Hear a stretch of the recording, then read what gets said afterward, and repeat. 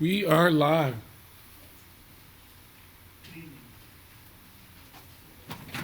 Meeting with a call to order and a roll call. Weedman. Aye. Mack. Here. Braden. Here. LaCroy. Here. Miller. Here. Strack. Here. Establishes a quorum, pledge allegiance. We are of the United States of America, and to the republic for which it stands, one nation, under God, indivisible, with liberty and justice for all.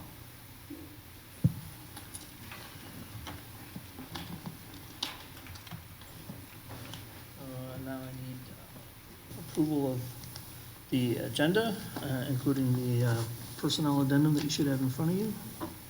So moved. Second. Miller. Aye. Strack. Aye. Mack. Aye. Weedman. Aye. Braden. Aye. LaCroy. Aye. Okay. Next is public comments. Has anybody signed up, Kristen? No. Do we have any public comments? Okay. All right, next is preliminary truth and taxation by John. Again. We need like a rotate over there. Who's providing the music this evening? Not spending any time. Excellent.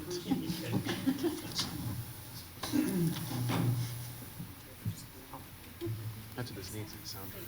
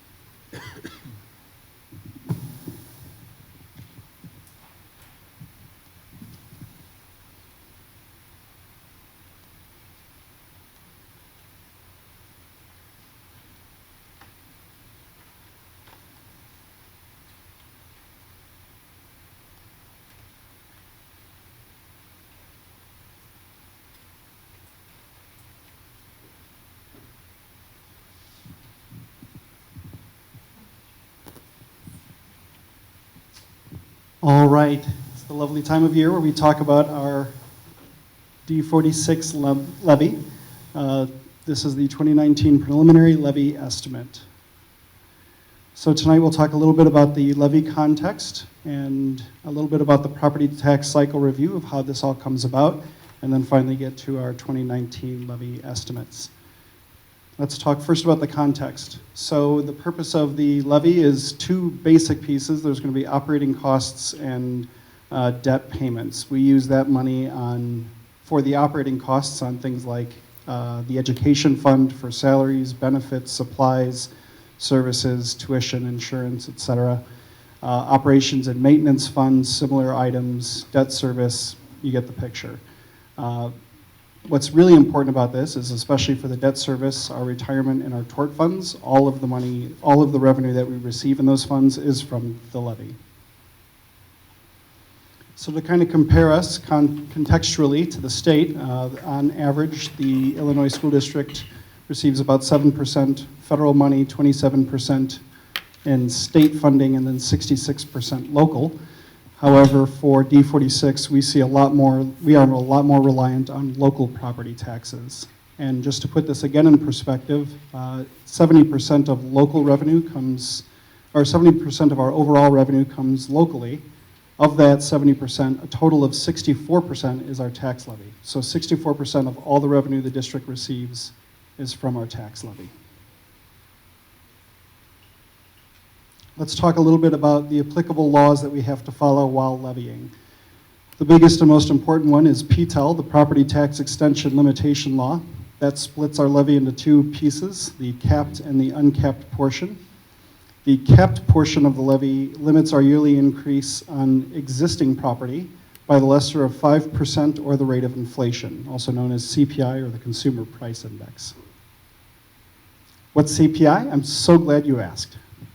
So CPI is from the Bureau of Labor Statistics, the federal government agency. It's the measure of the average change over time in the prices paid by urban consumers for a market basket of consumer goods and services. And our rate is specifically tied to that change in rate from December to December. What goes into it is there's several categories, things like housing, transportation, food and beverages, etc. So they take all of those items, they put it in a theoretical basket, and as of 1984, they adjust it to have, so that basket has a value of about 100. Fast forward almost 35 years, and you get to what those numbers are today. So in December of 2017, it was 246. In December of 2018, it was 251. So that means overall the change in the index was a 1.9% increase in inflation. Therefore, our levy, our capped portion of the levy on existing property is going to be tied to that 1.9%. To kind of put this in perspective historically, we've seen some lean years and some bigger years, but over the last 3 years, we've seen a rather steady amount of CPI, averaging about the same as the 20-year average of about 2.1%. So why PTEL? Why does this matter? The idea behind this was to provide stability for the taxpayer and to provide stability for the district. That way, the taxpayer doesn't see any large spikes in their property taxes as their property value increases, but also conversely, if property values decrease, the district doesn't have large cuts in its tax base. So the idea is to only increase on the total existing property the cost of inflation for the district. So it's routine for the district to levy the max on existing property to cover inflation. Any increases that we ask year over year, the idea is not so that we have more money to do more programs, it's literally just so that we have money to keep paying for the same things that we've been paying for before. Why does CPI matter? Again, it's that rate of inflation. So CPI and PTEL comes up with a limiting rate to make sure that existing property only gets increased as a whole by the rate of inflation. So that's our limiting rate. You take your prior year's operating levy, increase it by inflation, and taking out any new property in the district, you then take that amount over the existing tax base. To talk a little bit more about the cap levy, again, it's that costs to cover the day-to-day operations of the district. Capped by PTEL. District does have say in this amount. However, if the maximum amount is not levied, the maximum amount by law is not levied, the district loses revenue on a compounding basis annually. So how is that possible? Again, the cap levy can only increase by CPI over the prior year's levy. So if you don't levy the maximum this year, next year's levy is based off of this year's levy in perpetuity. And what happens when that happens? The district starts to lose funding and starts to head down a direction where they don't have the resources to continue the level of services that they've been able to provide up to this current point. To put that kind of in perspective, we did that once. In 2012, we did not levy the total maximum that we could, and as a result, over these 7 years, we've lost $3.11 million in revenue.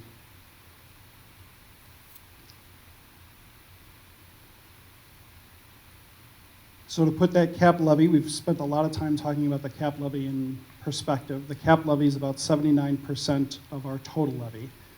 The uncapped portion is the portion that's not limited by CPI. These numbers are directly tied to two things. One is any retirement benefits for the special education co-op that we're in, but that's a minor amount compared to the bond payments that are part of that. So 21.39% of our total levy is in debt payments. Think of it as a mortgage payment for some of the buildings that we built. The idea then would be when some of these bonds are paid off, our tax levy theoretically could go down. And just to, again, give us some hope, the last bond payment right now is set for fiscal year 2026.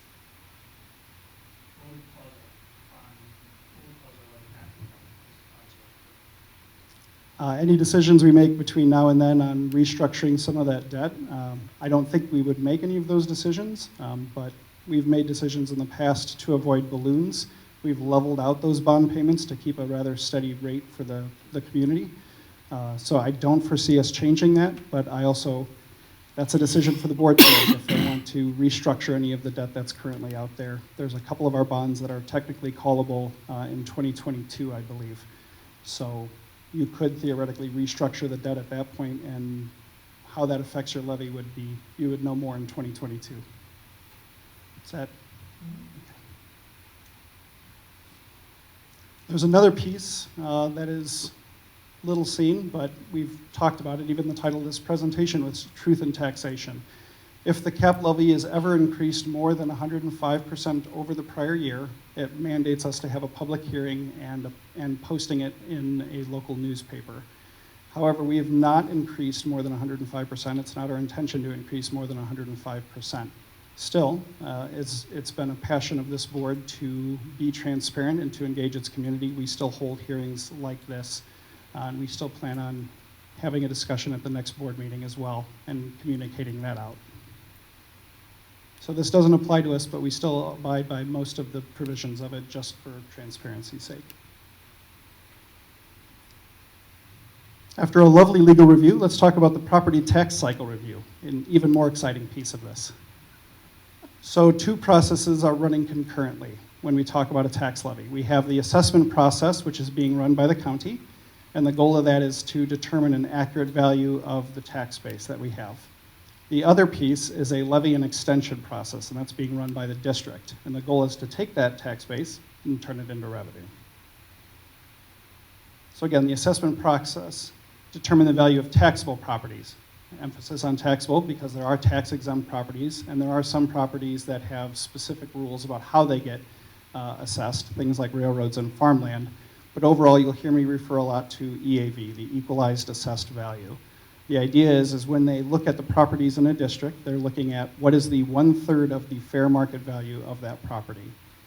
Now, there are some exemptions to this or ways to modify that EAV on an individual basis. Some examples include a homestead exemption. If your property is your primary residence, there's a homestead exemption. There's a veterans exemption, and there's a senior citizen adjustment that can be in there as well. So there are ways to account for some of the complexities of the socioeconomic demographic of our community. So a little bit about the process of how that works. They look at what is the value as of January 1st of the tax year. So right now it's December. They started January 1st, 2019 with this process. The township assessor values all the properties in the district. They then take those and bring them to the Board of Review. The Board of Review has a chance for anybody to appeal it. There's an equalization step that goes in there as well, and that's just to try to make sure that, using accounting, they try to make sure that there's no weird values in houses. They try to make a leveling factor. A good example would be Cook County. Cook County usually has a large equalization factor applied on a county and on a statewide level because the more local assessors tend to not be as accurate in their assessments. But Lake County, fortunately, is usually pretty flat. We normally have about almost a flat 1% equalization. So we have fairly accurate EAVs in our community from the assessment office. The last piece would be the county clerk applies all those multipliers and calculates a final equalized assessed value for each district. So again, that process starts January 1st. It usually goes for assessments from January through July.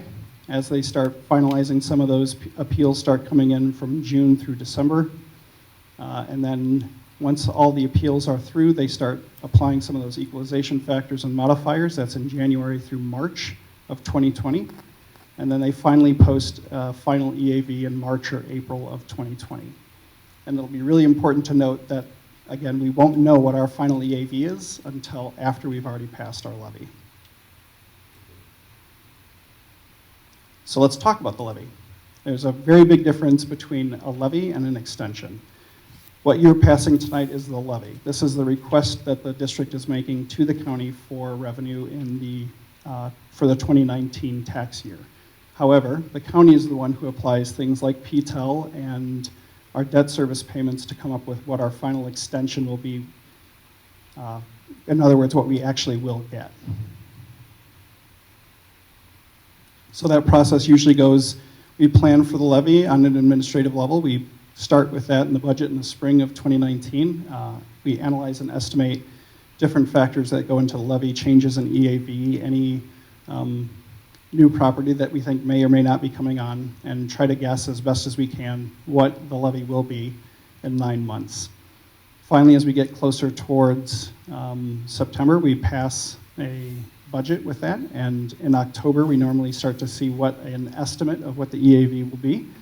So therefore we can plan and present to you a levy in the fall of 2019, which is what we're here to do today. It's then up for board action at the next board meeting for adopting it, as we have to get it to the county by the last Tuesday in December. Just to be clear, I realize the last Tuesday in December is technically a holiday, so we have to have it to them before the last Tuesday in December, but just to be clear for this, the law is by the last Tuesday in December. After we get it to them, the county again works on its extension. It calculates what the approved taxes are based upon inflation and PTEL, and it starts the collection process by sending all the tax bills to the owners, and finally distribution begins with them sending tax dollars to districts in May or June. So really this whole process goes over almost 3 fiscal years. If you think about from when they start the assessment process, when we're planning our budget, all the way through to when we finally receive our last tax dollars back in September, it's been a whole 3 fiscal year process. So let's talk a little bit about the levy history. In our district, we've seen, fortunately, an increase in our equalized assessed value over the last several years after a downward trend. We're very excited for that because, as you'll see on the next slide, as equalized assessed values increase, overall tax rate decreases. It's a weird inverse relationship. We have the fortune of being in the positive side of that inverse relationship by seeing our tax rate slowly decline as we see property values increase.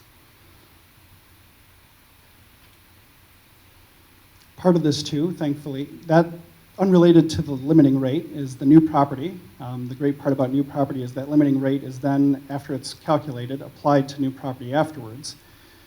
We've seen relatively little growth in the district from 2012 to 2015, but over the last 3 years, we've seen some significant jumps in new property. A lot of that, it seems, especially for 2018 and what's coming up for this tax levy, seems to be related to, I believe it's called the Station Park development. It's the townhouses and condos that were on the other side of the St. Paul Street metro station. So a lot of those properties are finally coming on our tax rolls. So let's talk a little bit about our levy estimate. Again, we have our known variables. We know what CPI is. We knew that as of January 2019 because it's based on December 2018's value. We also know what last year's extension was. What we don't know is what our final EAV will be, and we don't know what new property will be. We can get an estimate. The county's been relatively good about getting that information to us. They've installed some new software systems, so we've seen a little bit of a delay in some of their processes, but we're excited to see how that new process will work out in the future. So plugging in the numbers, we know CPI is 1.9%, and last year's capped extension was $28 million. Our estimate so far from the county is that our EAV will increase again to by about 3.66%, and we'll have about 3.5 million in new property. So again, continuing that inverse curve of reducing our tax rate while seeing increased values of our properties. So our extension estimate, we're estimating our overall extension, capped and uncapped, so this includes our debt payments, will be about $36.9 million. That's roughly an increase of inflation and then of about 1.9, and new property of about 0.5%, so we'll see a total increase in our levy of about 2.4%.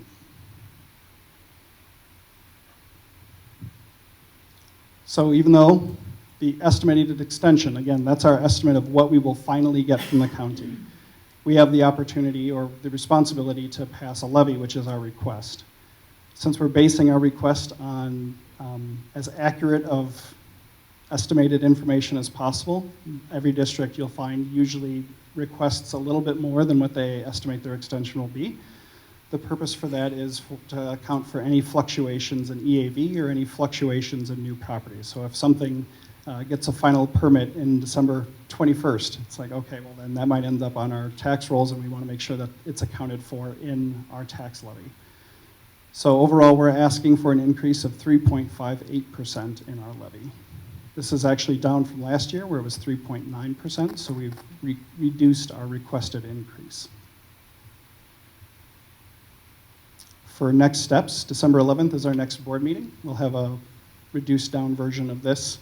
I know you love hearing me talk about this, but we'll keep it short and sweet next time. And we would like to bring this for approval at our next board meeting. Is there any questions? I know you're about a point, a little over a point higher than what you expected to get, higher. No, there's no harm for us to bring that up even higher, right? It's just so that, just for the fact that we're making sure we can capture anything that may come up in the middle of it, instead of being playing it as tight to the rest as that is. I mean, it's only, I know it's only 1%, but or if you increase that percentage, I think we take the risk out of losing the chance to capture it. Probably going to be the same no matter what. What I would hate to see is lose something on the front, on the back end with something change based on policy circumstances. So, thought process for you guys. Because we'd only get, if we levied 4% or whatever, the most we would get is what is the maximum of what the calculation comes out to, which is going to be less than that, so. Yeah, so I'll answer that kind of in two ways. First of all, yes, you could theoretically ask for a levy that's 200% higher than last year. With the exception of a truth and taxation hearing, there's no legal requirements that would prohibit you from doing that. So theoretically, you can set it to whatever number you want. At the end of the day, the county is still going to tell you, well, nice try, this is still what you're going to get. I ran several scenarios, and based upon my scenarios, we're estimating about $3.5 million in new property with a 3.58% increase, even if new property went up to $10.5 million, so 3 times what they're estimating it would be, we'd still capture every single dollar. I'm happy to raise that percentage, though, if you'd like, it's precisely because it doesn't, I mean, it's not a, right, so. You would still get the same amount of dollars, we would just be covering ourselves against losing that. The biggest thing is, and I can't stress this piece enough, the biggest thing is just making sure you capture everything for new property coming on the books. So, yeah, you can have it as high as you want, and that way you're just guaranteeing that no matter what happens, if somehow UPS comes in and builds a multi-million-dollar factory in the next 2 months, actually month and a half, then you would be sure to capture it. But absolutely, I'd be happy to increase the request also for public information, knowing that it's not going to change what the actual extension ends up being. Mhm. I mean, I think that'd be, have we ever been in a situation where we over levied anyway, but we still didn't capture all the new property or anything? Have we ever had that happen? We've never unintentionally done that. We've made intentional decisions to not levy the most, but we've never hit a situation where due to a math error or new property came on, we missed out on revenue. So. I guess part of the other fear I have is the county coming in with their new tax software, where could there be glitches that are unforeseen to us that may actually affect us? Yeah. So I guess I want to be a little cautious on how we move forward for a little bit until we know that they've got that software dialed in. And that we, so, I mean, we went through many discussions on our finances over the last couple of months. I think we need to make sure that we stay on stable ground as much as we can. What would you propose that we raise it to then? I wouldn't say a little before, but I know that just goes on. But if you did a 4.25 or 4.5, you're still only at 5% rule. And again, you add that extra point, if you're at 4.5, you add that extra percentage, full percentage point, and you go. That's what, I understand what you're saying, where new growth is where we're probably gonna be hit more than anything. There are some things that are going on with actual, I don't know what they counted on, versus what you counted on.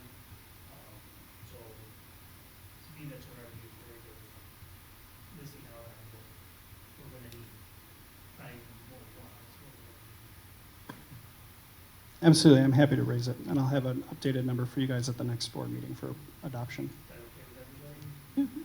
Yeah, I think it's smart. Yeah, no, that makes sense. So John, what happens between now and when the extension is granted?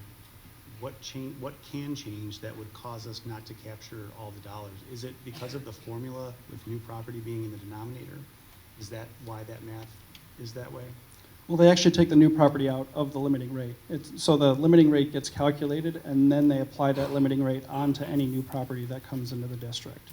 So the only way that you wouldn't capture every single dollar is, so in my scenario with a 3.58% increase, I'm assuming even if we got $10.5 million instead of the county's estimated $3.5 million, if somehow we went to 10.6 million, then you wouldn't have captured every single dollar. So to Jim's point, if you raised it to 4.25 or 4.5, you're probably looking at 18 million, 19 million dollars of new property in the area. So that would have, you're basically assuming that the county would be off by 600, 700%, which Exchange in I'm never going to say that people don't make mistakes, right? Well, so that's the only variable that causes us not to get in the extension what we request. Ration down for the limiting rate, right, is new property. That's the only variable. Correct. I mean, I suppose it's possible that the county could way underestimate EAV, but that's not likely. The thing about existing property Existing EAV property. is if it goes up, then the rate goes, that limiting rate goes down. And if the EAV goes down and is lower than what they assumed it was going to be, then the limiting rate would go up. Right. So whatever fluctuation happens in EAV is generally accounted for in that limiting rate. It's really almost exclusively the new property that gets affected, or would affect whether or not you capture every dollar.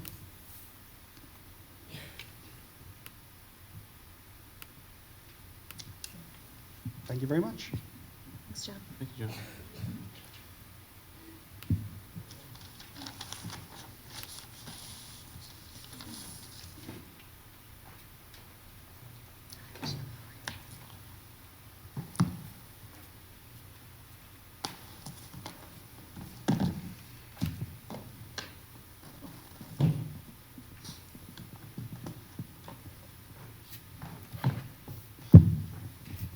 Okay, next is board reports.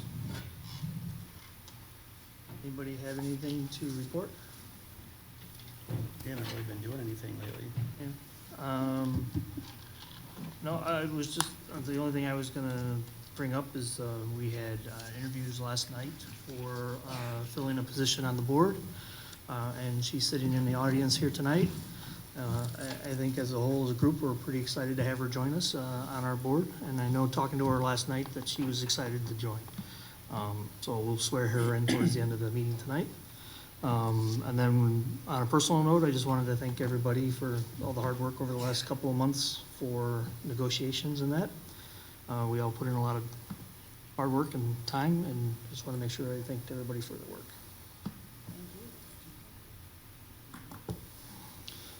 Up to you. Superintendent's report. Well, we'll start with Mr. Lewis. He's going to talk with us about a few things. Just a few things going on. One of the, sorry, one of the important things is today is report card day. So report cards should have come home in backpacks today. And so that's a busy time. Teachers have worked very hard to have that happen. Inside that envelope for many of our students were a lot of assessment results. And so we wanted to share all that information with parents too, which leads me to that we have parent-teacher conferences next week. So Monday, it's a 1 to 8 schedule, and then Tuesday is a regular school day with parents and guardians scheduled in for conferences. And our teachers are always well prepared to talk about the students in their classroom, their progress, and all the unique things about their children, and to build that partnership with parents. So those are really important dates here in the school district for our parents, guardians, children, teachers, all those things. And Mr. Herron was going to talk with us about the audit. Just giving the update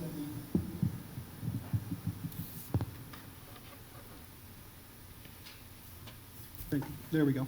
So the audit work is ongoing. They're going to be wrapping up their field work this week with the goal of having a finalized report to the district by December 15th. I don't know if they'll make that if we can get it done before then, we'll try to get the auditors out for the December 11th board meeting, but most likely they'll be out at the January board meeting, like last year, to discuss the audit. And then it's gotta get sent to the state or the ROE? The state and the ROE need it by December 15th. So it will be in by then, is the guarantee. We're trying to see if we can get it done even sooner, so we can talk about it a little bit maybe at the next board meeting. Like I said, most likely in January.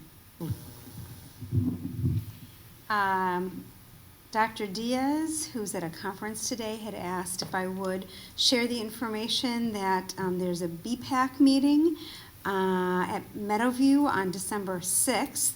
The folkloric ballet will be there. From 6 to 8, they'll be learning dances from Peru and Spain. So folks are pretty excited about that. And I just wanted to share a little information about a meeting workshop that I went to last Friday, I think it was. I had the opportunity to go to the Illinois Coalition of Educational Equity Leaders meeting. This was a full-day event that was free of charge. It comes through the DuPage ROE, but they welcome folks from other ROE areas as well to come, which is why I was able to go. Excuse me, and this group is just filled with educators from across the state who have a passion for equity. The event was really broken into 3 pieces. The first was a school attorney speaking about a new Illinois law that becomes active July 1st, 2020, and that law requires districts to include information about how members of the LGBTQ plus community have made an impact throughout history. So that will begin in July, and she spoke with us about that. Then we were in small groups, guided discussions. Those discussions were really about how school policies can impact equity in schools and sometimes impact inequity in schools. And that was very interesting as well. A lot of ideas shared from districts across the state. And then the last piece, and I understand that this is what happens at every one of these meetings, there was a student panel. So the meeting was held at a high school. Every meeting is held at a school. I think they're all high schools, but I'm not positive about that. And they bring students in to talk about what their own experiences have been in their own schools regarding issues of equity. And that was just very meaningful. There's another meeting in April. I'm intending to go, and am hoping to bring a few of our district administrators and principals with me. So a lot of people interested in it. And that's it for our report. Thank you. Next is committee reports, the Equity and Inclusion Committee. Sense of theme. So the Equity and Inclusion Committee met Last week. last Wednesday. And we continued our discussion as we're, again, getting that committee going for the school year, continued our discussion of our norms, reviewed those together. I think we've come to a final working version of those. And then we also talked about purpose and the exercise that we did, which I think the question, it sounds like, Lynn, that you were also exploring in your workshop as well, which is, I think, really powerful, was what policies and practices in the district may be unintentionally creating inequities among our students, whether that's inequity around access, achievement, discipline, and anything else we can think of, and specifically unintentionally, where we put something in place with good intention, but it creates inequities unintentionally. So we had great discussion around that, really generated some ideas, and started to talk about what's the role of the committee in addressing some of those inequities. So it's good discussion. We also talked about one of our goals as a committee has been to ensure that when students come into the class, into the curriculum, and into the libraries, that they see themselves reflected in the media that's available. And so one of our members put together a robust list of LGBTQ plus book recommendations by grade, Very research-based in terms of what's appropriate for what level, from, all the way through 8th. And got a really positive response around those recommendations and making sure that those are priorities for us in terms of people coming into the library and be able to see themselves represented there. And then lastly, and super fun, we had a sticker contest at the beginning of the school year.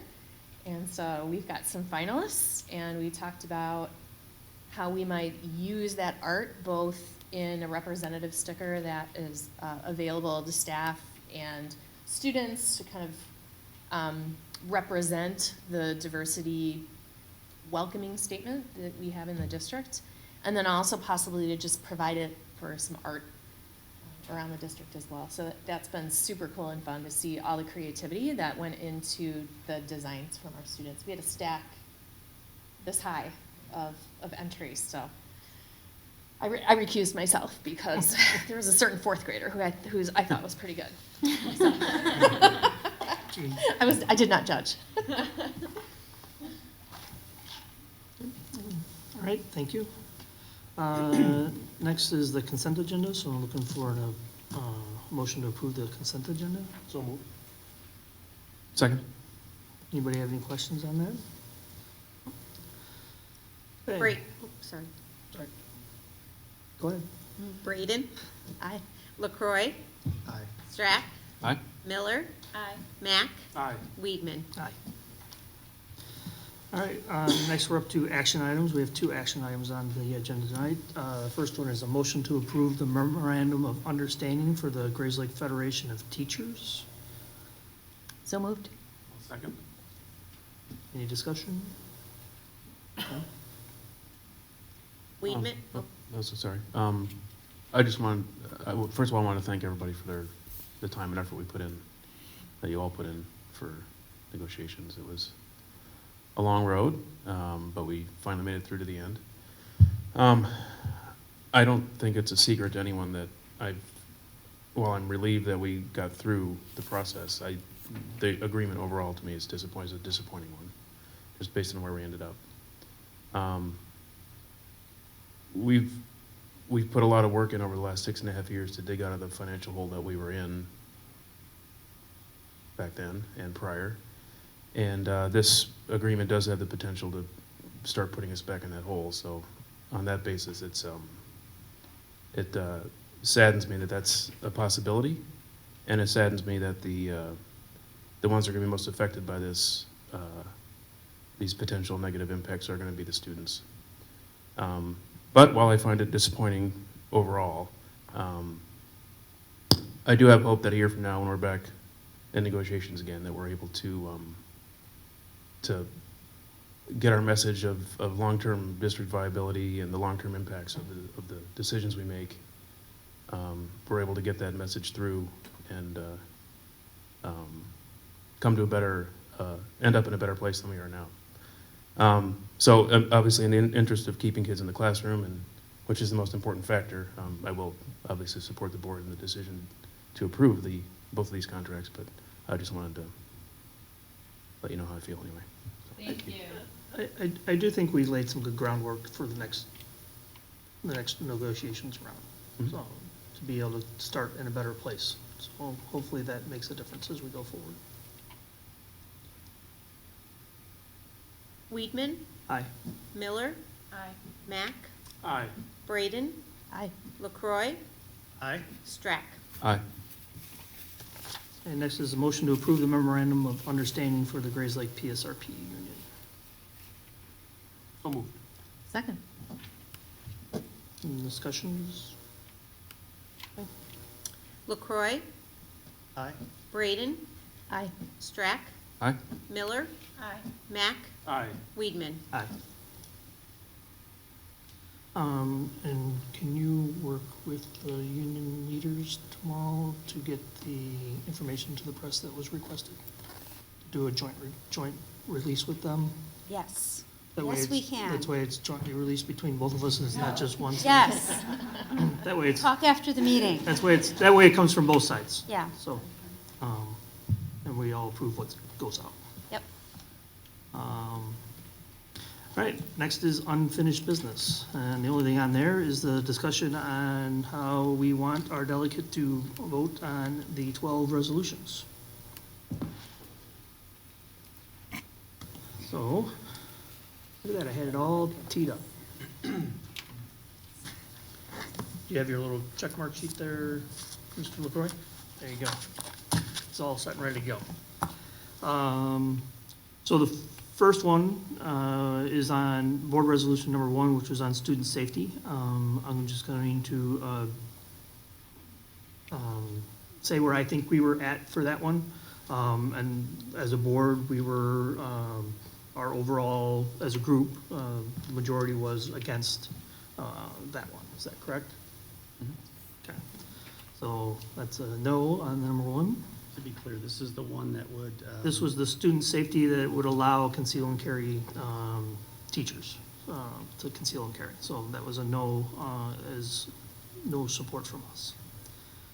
The second one was business enterprise is minority owned. That's resolution number 2. And if I have my notes right, we were in favor of that, correct? Okay. Third one was school safety grant program, which has allowed them to work on hiring school resource officers, and we were good with that one, correct? Yep, okay. Number 4, I gotta get down to it here, was the school district police force. It's the only one I really had a question on because we had some discussion on regarding it, so I don't remember where we landed on that one. As a no. You had it as a no? Discussion points being that we don't think it's in the purview of the school district to have a force. Okay. That's what I had in my notes. Nexus is probably higher education or. Yeah, I kind of considered it was for the higher education places, the universities, but, you know, however, so you want to show a hands a yes or no, or you want to just go around a yes or no and we'll majority rule?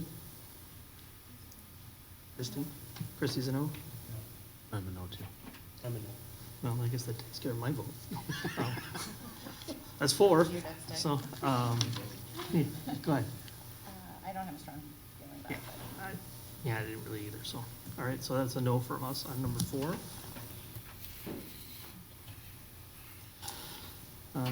Number 5 was the background checks on the substitute teachers, were the sharing of the information through the ROE, correct? I think we were a yes on that one. So we'll leave that as a yes. 6 was school safety traffic zones. We didn't see any, if I remember right, we didn't see any reason not to say yes, correct? Okay. Line right through 7 is school board elections, seating new members, and that was all about a timeline as far as getting everybody seated, right? Yeah, so it went from 21 to 28 days. So we were a yes on that one, according to my notes. I don't have anything noted on that, but I thought so. Yeah? Yeah. Okay. Number 8 is school board elections swearing in. This would allow it to go in front of any presiding judge and the clerk of one county versus being done inside of here in case there was some reason it couldn't get done. So that was about the only thing with that. So, and I had us down as a yes on 8. 9 was the school board terms, which is disallowing the 5-year term, making everybody a 4-year term. So we were good with that. And where am I at? 10, school board compensation, because we get, you know, a lot of pay for sitting up here. Some people want, it looks like the option here is to get paid, but if I remember right, we were a no, correct? Yeah. 11 had to do with charter school renewals, giving the host school a seat at the table as far as authorizing the charter school being renewed. I don't remember where we were on that one. Thought we were a yes, but I don't remember specifically. I'm for it personally. let the whole school. Yeah, okay. That's what I had, but I wasn't sure. I'm not for that, so I don't know if we need to vote, but Okay, well, I guess we can go around the table again. What's that? Want to talk about it? I'm Yeah. interested to hear why. So when I talked with Jeff Deegan about this, it seems like most schools, there is a precedent to not allow the host school because at the beginning of the process, a charter school will go to the host school, and the host school at that point has the option to have a seat at the table in terms of deciding whether to renew the charter or be a decision maker on that. So they already have that option at the beginning, and when they say they don't want to be a part of the charter school, they then relinquish their decision-making capacity, but they still have the opportunity to speak and have a voice in the process. It's just as a public comment as opposed to as a decision maker. And so for that one, it would just go against the precedent. There is, ISB is already, or I'm sorry, the state is already involved in renewing and evaluating the charter, so it just. So what would be the harm in adopting this then? The harm is, for the charter, as my understanding, at the charter school in particular in our community, is that there's a misunderstanding about finance, and it allows them to pursue a more personal agenda. So if, right now, if a host district declines the option,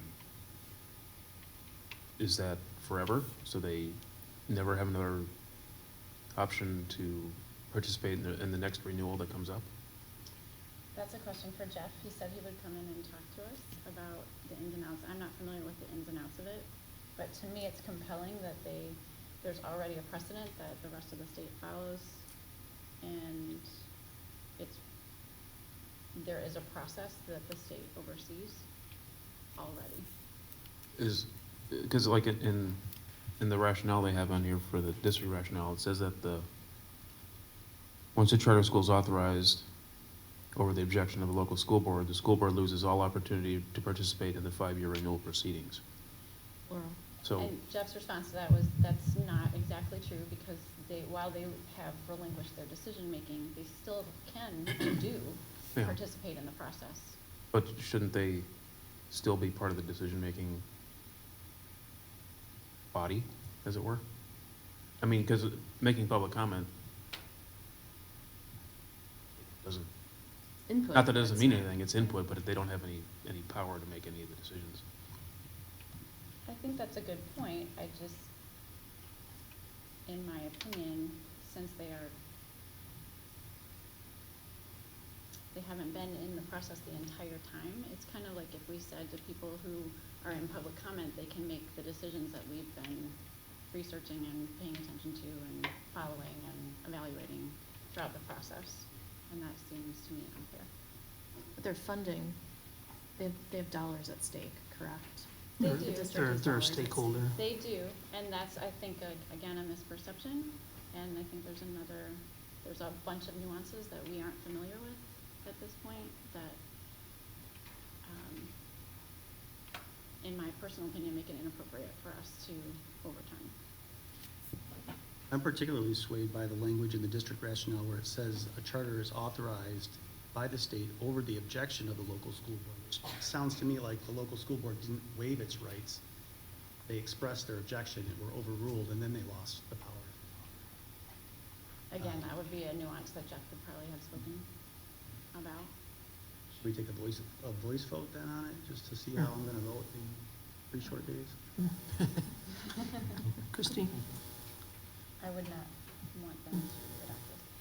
I would be a yes, mostly because of the funds. They have a stakeholder. I would be yes as well.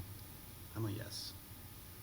I'm a yes, because I feel like if there's money at stake, we've got to have a say in how those dollars continue to be spent over time, not just a one-time. And then number 12 is, again, with charter schools and at-risk students. I had it as a yes on that one too, but we can discuss that one too if we need to. I'm also against that one. Because they don't have a way to affect at risk, and they have protocols in place already to support at-risk students.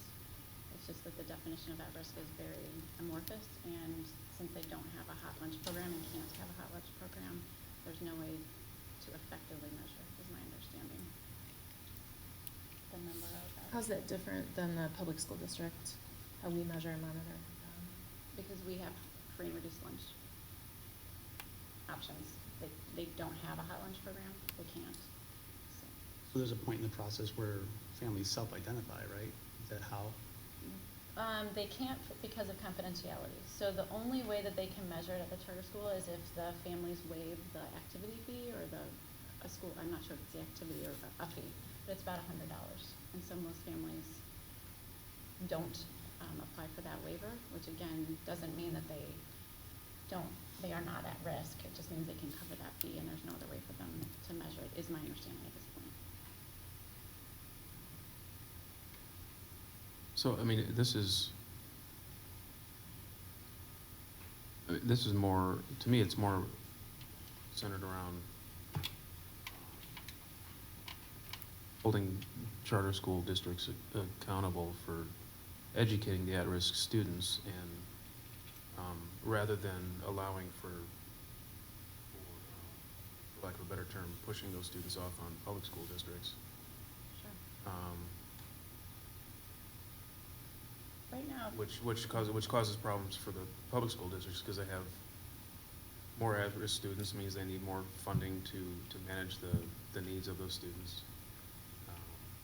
Not to mention the impact it has on the overall test scores in the schools and everything else that's measured. So to me, it's more about that. So I'd be inclined to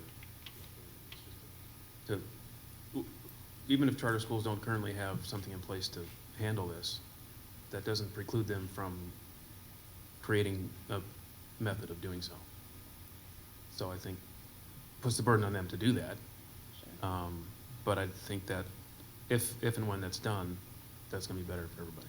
And it almost comes down to what we've been working on for a couple of years here, is that equity and inclusion of being able to have access to a different curriculum that maybe the parents want their child to be involved in, part of, and just because they're an at-risk student for financial or whatever the reason is, they're not getting that opportunity to be involved in the, you know, say Prairie Crossing or wherever the charter school is. And this kind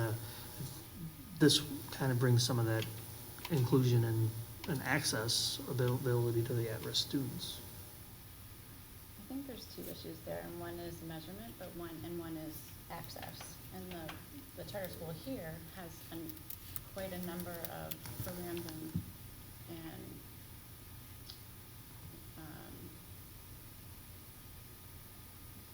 they have the intent and they do create an environment that's inclusive and equitable. My kid went there. There's gardens there, there's programs, there's a lot of individual help and assistance and awareness and desire. And I think the assumption under which this is written is that charter schools are looking to exclude, and that just is not the case in all schools. In all schools. So there might be the So I'm the going rub. off You're our going charter off of the school. charter school in town who probably isn't doing what maybe some other school districts are seeing. Perhaps. And to have that equity part of it, that maybe there are other charter schools that are being really exclusive about who they're letting in and who they're give access to, and maybe this is part of the deal to solve that rub. You know, granted, Prairie Crossing may not be doing that, you know, and it's not, doesn't really affect this body anyways, because none of our students, you know, they're not inside of our taxing district. Right.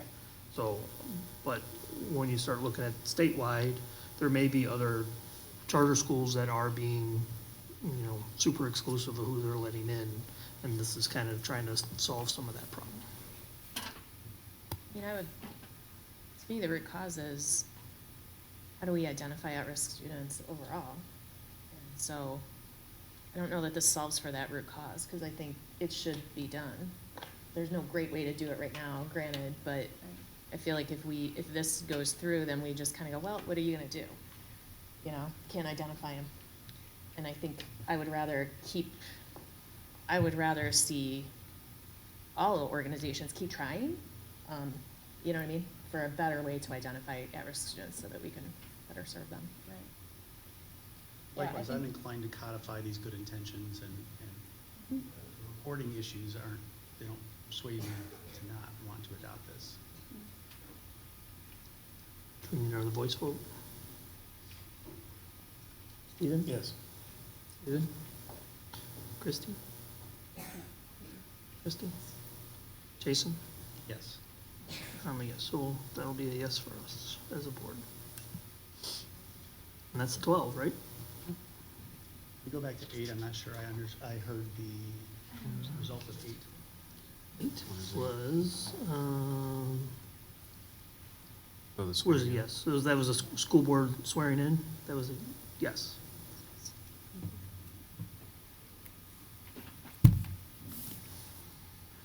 Okay. And we are up to new business, and this is where we get to swear in our new board member. You wanna hold the microphone? Sure. While I fumble through this. Sure. Good luck, we're all counting on you. Yeah. If I start gibbering a lot of the front of my ear, so raise your right hand. I state your name. I, Tamika Nash, Do solemnly swear that I will faithfully I do solemnly swear that I will faithfully discharge the duties of the office of discharge the duties of the office of member of the Board of Education of Community Consolidated District 46, member of the Board of Education of Community Consolidated District 46, in accordance with the Constitution of the United States, in accordance with the Constitution of the United States, the Constitution of the State of Illinois, the Constitution of the State of Illinois, and the laws of the State of Illinois, and the laws of the State of Illinois, to the best of my ability. to the best of my ability. I further swear that I further swear that I shall respect taxpayers' interests by serving as a faithful protector I shall respect taxpayers' interests by serving as a faithful protector serving as a faithful protector of the school district assets. of the school district assets. I shall encourage and respect I shall encourage and respect the free expression of opinion the free expression of opinion by my fellow board members by my fellow board members and others who seek a hearing and others who seek a hearing before the board, before the board, while respecting the privacy of students and employees. while respecting the privacy of employees and students. I shall recognize that the board, I shall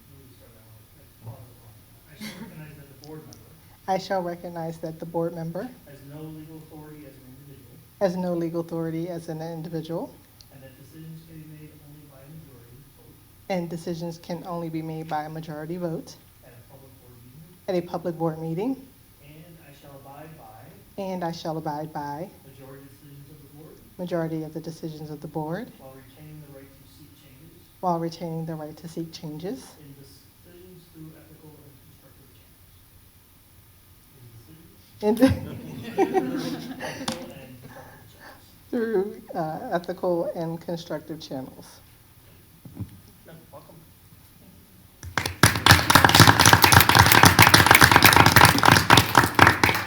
If you'd like, you can take a seat next to Christine.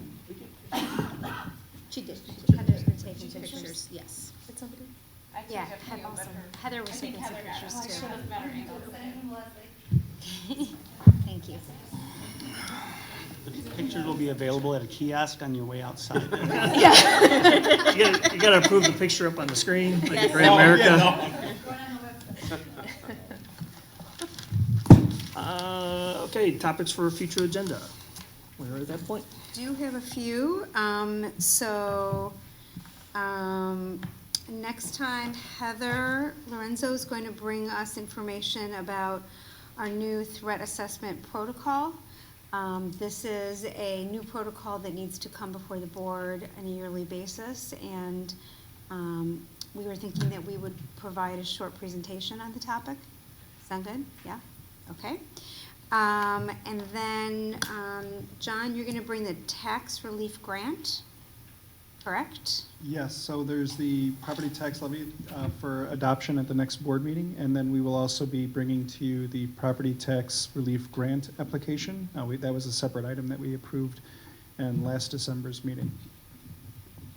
And then we should talk about how we're going to do the tax levy presentation. So I feel like prior to tonight's meeting, we were thinking that we would have another brief presentation next time, but it wouldn't be a full truth and taxation hearing because that wouldn't be necessary. But I'm wondering if we're raising the levy further as per the board's direction, might we hit that 105%? And no, we won't. Okay, so we won't do a 6 o'clock hearing. Instead, if it's the pleasure of the board, we'll do a brief presentation prior to the vote. Is that what you want? Okay. Yes. That's all I have. I'd like to just share with the board the opportunity to become members of EdRed, which is a legislative opportunity to sort of have our voice heard in Springfield around legislative issues that would affect the district. So we'd like to bring that to you all for consideration, members, that we become members. That won't be an action item, will it? No, I don't New think it's business? Just new business? Yeah, it's just new business. Yeah, It's- new business. The cost is below the Yeah. threshold of the vote, but I'd love to share with you guys what it is and how I think it might benefit us. Anybody else have anything to add for December? I'm wondering about the advisory committee, if we're gonna start talking about who's on that and how do we. For the insurance part?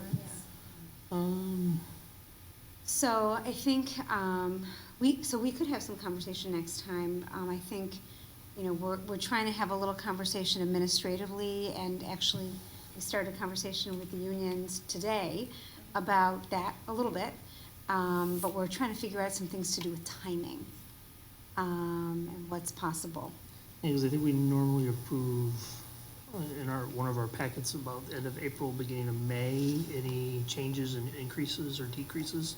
So we have a little time, so starting the discussion is fine, and then it probably wouldn't be till after the first year. I think that's when you normally start really looking into the insurance stuff, right, John? Discussions with the insurance company usually begins in late January, early February, and then they start running the numbers. You have to contract with them first. Without going into all the details, Blue Cross Blue Shield is one of the only games in town, so you have to contract with your third-party broker first. That authorizes them to discuss the specifics of your plan and get you pricing. So technically, the whole process starts around early February, but you're right. April is usually when we come to the board with, here's what our plan is going to look like. So somewhere between January, end of January, and that time when we have to approve it is when we need to do all the work, obviously, for the committee. So we can probably, summertime, we're not under a big time crunch, but sometime in January, we'd have to definitely make a decision on who's going to be sitting in on that. And do you wanna do community engagement at the next meeting? Yeah, we'll do that next meeting because we'll be meeting on the third. Right. Assuming it's the. Yeah. Along those same lines, Go ahead. I was just gonna say, along those same lines, I was wondering if, I'm gonna talk about resurrecting the finance committee again, John. If the insurance advisory committee wouldn't be best housed in something like that. And I guess just kind of flesh out what I'm thinking is kind of the mission of the finance committee as it relates to maybe providing an opportunity to talk with various stakeholders about, our financial situation, maybe getting different voices to the table to talk about ways to brainstorm, revenue generation, for instance, because, revenue that we're revenue starved. This might even dovetail with EdRed, right? Because What legislation could certainly. at the state level can help us solve for our root cause of. I'm not sure that that's best discussed in this format. I'm not sure the mechanism for creating that, but I guess I'm just putting it out there that I'd like to start those discussions. And I think since the last time we talked about the finance committee, I think one of my personal big takeaways from our negotiations process was we have lots of opportunities to be more collaborative. It could be an opportunity to be more collaborative. So I think it's a you know, it's a different take on, I think, what we were originally, when we originally talked about it. Colin? I'd love to have that discussion. I'm glad that you more wholesomely describe my vision. That's why I'm here. You're my external hard drive. Yeah. So are you wanting, Jason, to have, do you want that as a discussion item at the next? Is that the best place for it? I mean, we can talk Sure. about it We can- between now and then. I think if you, I think you're on the right track, and dovetailing it into the insurance issue that we have and everything else. I think, can you maybe do a little work on what the committee would look like and what the parameters of what we would need to do between now and December, and then we can have that discussion then? Yeah, certainly I've got. You can work with- Outline up here, I just need to put it. Yeah, you can work with John if you need to, and You might flesh this out when you share that information with us, but I don't know if what you're thinking is that, you mentioned that perhaps the insurance committee would be housed within the finance committee, and I am wondering if our insurance committee meetings might occur really close to the school day, because we will have a bunch of staff members involved in it, so, Them separate. maybe, maybe, or you know, just, I think we'll want to be able to have them pretty close to the end of the day, rather than evening meetings. Okay. Since we have a couple committees that are sort of being chartered, would it be helpful to just create like a one-page committee template that could just kind of list out, and that way, as you're thinking about yours, it's like, here's the pieces of that committee. I'm thinking for community engagement and finance, and we could certainly put the equity piece in there as well, but if we just had, you know, 5 or 6 components that were common to all, it might help just with not feeling like you're boiling the ocean to get to what you're I think that'd be good, because community engagement, that was one of the goals too, is to have the org chart that shows where the authority is, where the decisions are made, who to talk to when, and that can include committees as well. And then we can post that and everybody knows where to go in. Probably a template somewhere Yeah. in the internet. Dr. Google will Isby, tell I mean, us. through IASB probably would have They something, might, right? yeah. okay. The only thing I have as far as, we're really almost going to get into comments, is I want to make sure that we get Tamika up to speed with an email. Is that, she talked to you, Joe, about that? So Joe will help you get set up with an email so you have access to everything, and Sue's will have everything you need for both this weekend and anything else as a new board member, right? Just so you know who to go to? Okay, good. I just want to make sure we're on board. All right, so the next we have is public comment, and we have Michelle Bay.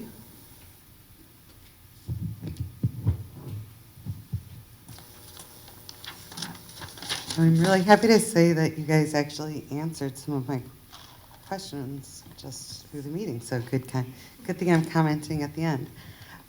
So I was gonna talk to Heather about it, but I'm here. So there is a community member, her name is Cameron, and I can't remember her last name, but her kids go to Avon, and she's works for the Illinois Federation of Teachers. Do you happen to know who I'm talking about?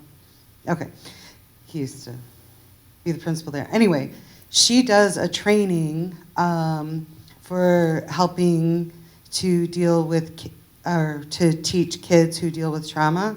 And I know that that's something that we've really been working on as a special ed department this year. And so it would be a free training, and they could come to the school district, and it could be for everyone.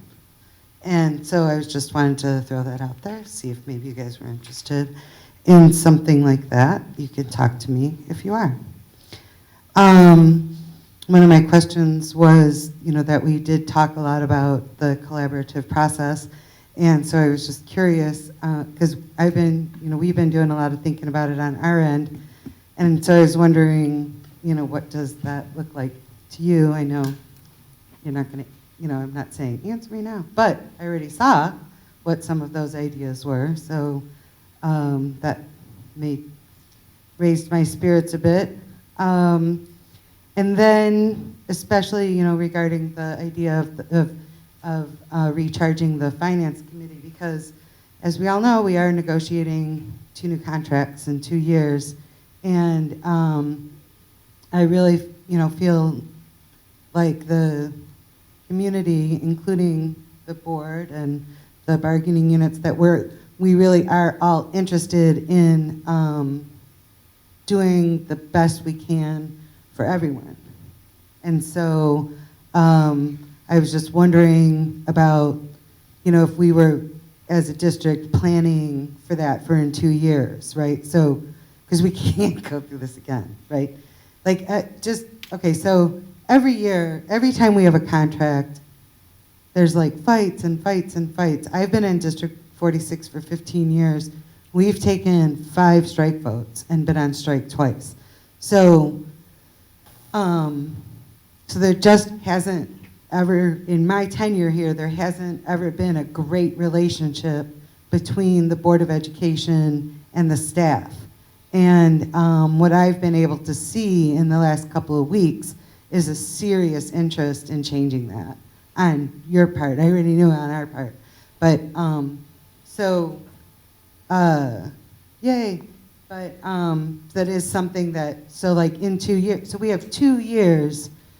Let's just keep talking, so that in 2 years from now, we're not like, wait, what? What are you talking, where are you coming from? Like, everybody knows where each other is coming from.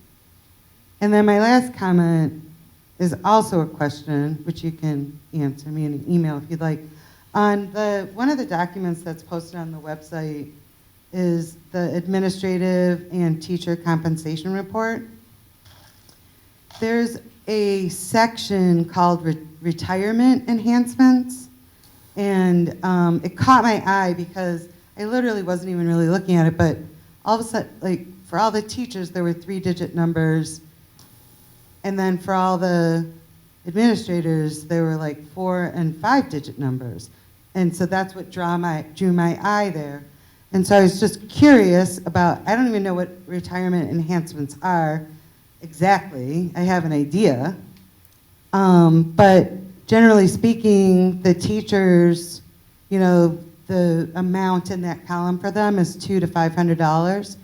And for administrators, it's anywhere from like around $10,000 to $24,000.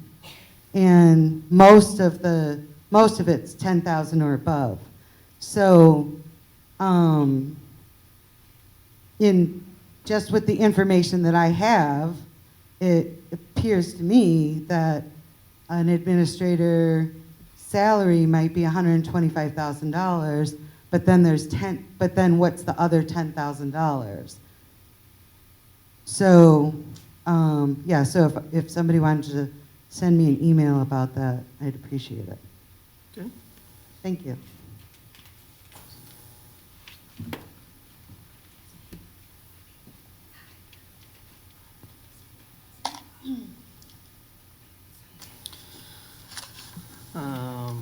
Next is Anna, is it Osis?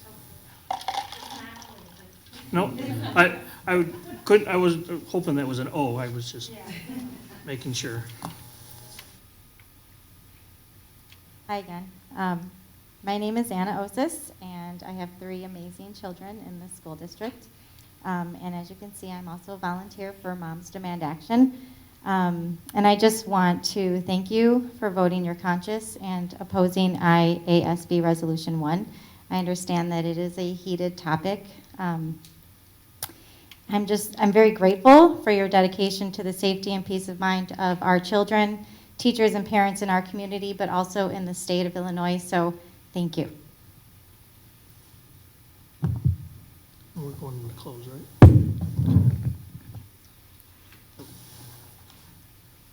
Okay. Next is, I need a motion to go into closed session. Shouldn't take too long, right? So moved. Second. LaCroy, Aye. Miller, Mack, Aye. Strack, Aye. Weedman, Aye. Braden, Aye. Nash. Aye.